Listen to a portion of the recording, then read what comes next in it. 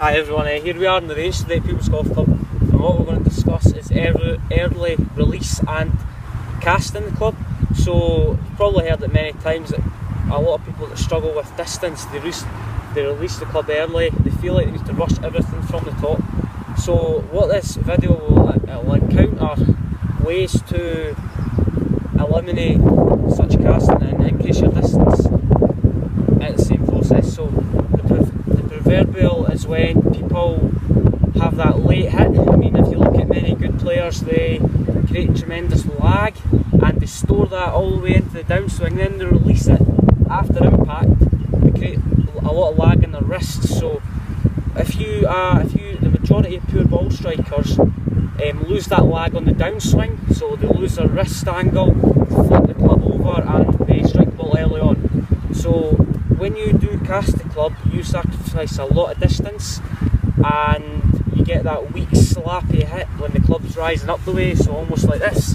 So cast in, club goes like this and you hit contact with the ground most of the time. You sacrifice a lot of speed because you're decelerating into the golf ball. So what lag is classified as is it's the angle you maintain or you create between the back of your right wrist and the club. But what happens is when you scoop the golf ball or try and cast it, that angle breaks down and your left arm becomes straight and your right arm flips up the way. So what you need to get into a habit is trying to eliminate that shot. I mean, more often than not that you're going to get away with it with a 3-wood or as opposed to an iron. So the left wrist collapses and the hands are slightly behind the golf ball. So this is what I mean by that. The hands are behind the golf ball or slightly level and your left wrist collapses. That went quite far to the right.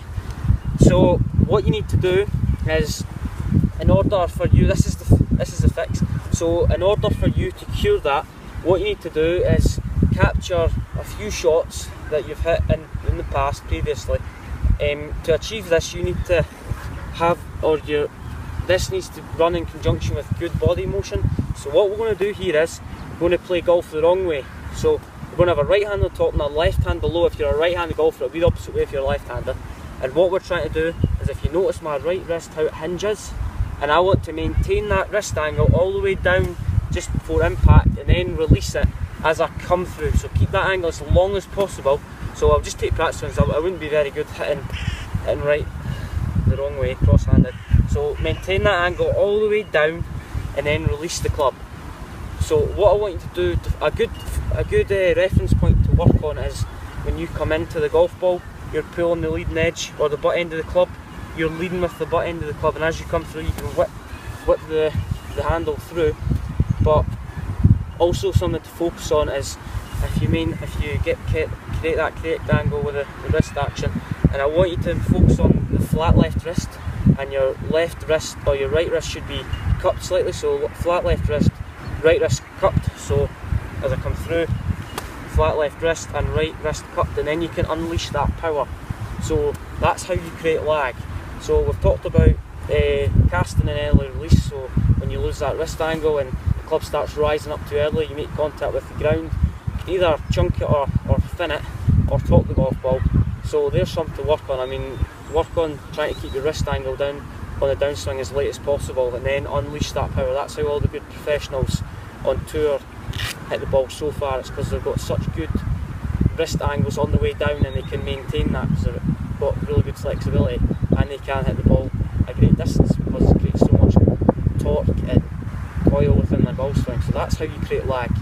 Try that drill cross-handed, try and cock that right wrist and keep it down as long as possible at land.